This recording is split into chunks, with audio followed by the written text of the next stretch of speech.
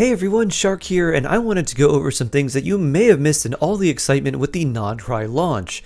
We'll start with some fun things that are pretty nice quality of life changes. For example, certain domains like the Spiral Abyss will automatically disable your food effects when you enter them, but now those effects will be paused instead of cancelled and they'll resume once you exit the domain. Here's a big one for nilou players.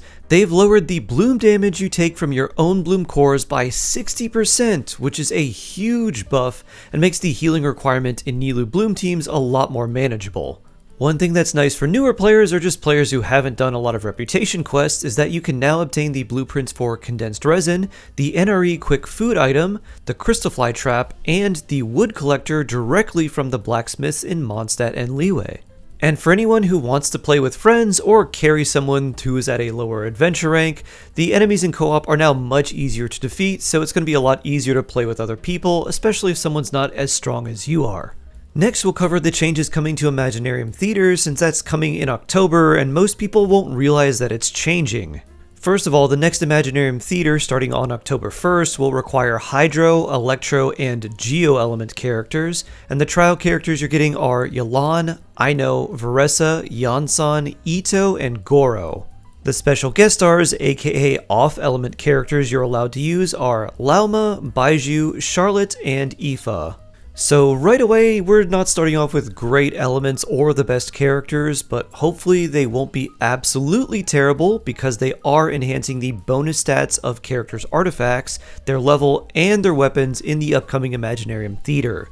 They'll all be level 90 with level 90 weapons, and hopefully some better artifacts. These characters will probably be fodder for most of the theater stages though, but at least they shouldn't feel as bad to play. They're also going to add another difficulty level of Imaginarium Theater, which will want you to have between 28 and 32 characters built and ready to go, which is just awful. I already hate 90% of the decisions they made when designing the Imaginarium Theater, and this just makes it even worse. In addition to all of this, they're adding an additional system where you can exchange these new Arcana cards you can obtain from Imaginarium Theater with some friends. After certain characters in your Imaginarium Theater run use up enough of their vigor or stamina, you'll get a special Arcana challenge that you can challenge at any time, and it won't disappear for the duration of your theater run.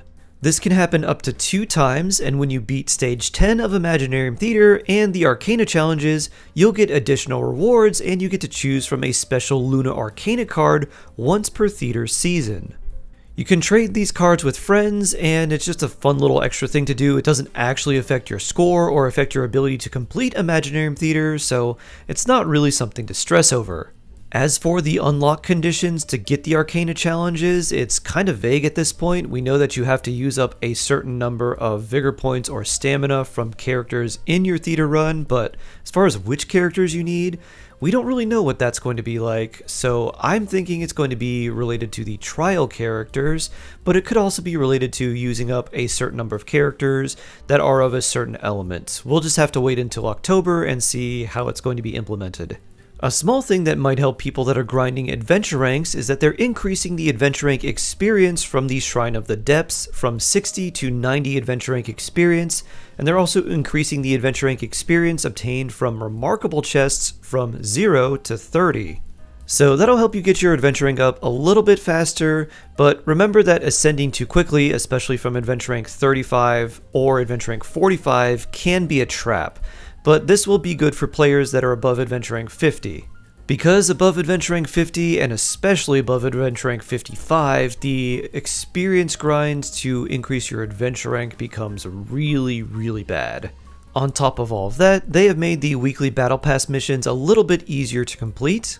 Instead of needing to do 15 domains a week, now you only have to do 10, and instead of completing 20 ley lines to get your objective met, you only have to do 15. And you don't actually have to spend any resin in these domains or on these ley lines, you just have to complete them, so that should be pretty easy for most people to do. And they've also added in voice lines for certain quests and for certain characters which were previously missing due to the VA strike. These are a few of the changes that I want to highlight that I think a lot of people might have missed. If I missed one, please let me know in the comments below, and also tell me which one of these changes is your favorite. Personally, I am very much looking forward to the artifact changes, and I'm going to be doing a big artifact cleanse since I'm only 3 artifacts away from the maximum limit. That's it for this one, everyone. Make sure to like the video, subscribe, and all that fun stuff to keep your shark friend afloat. Stay jawsome, everyone, and I can't wait to see you in the next one.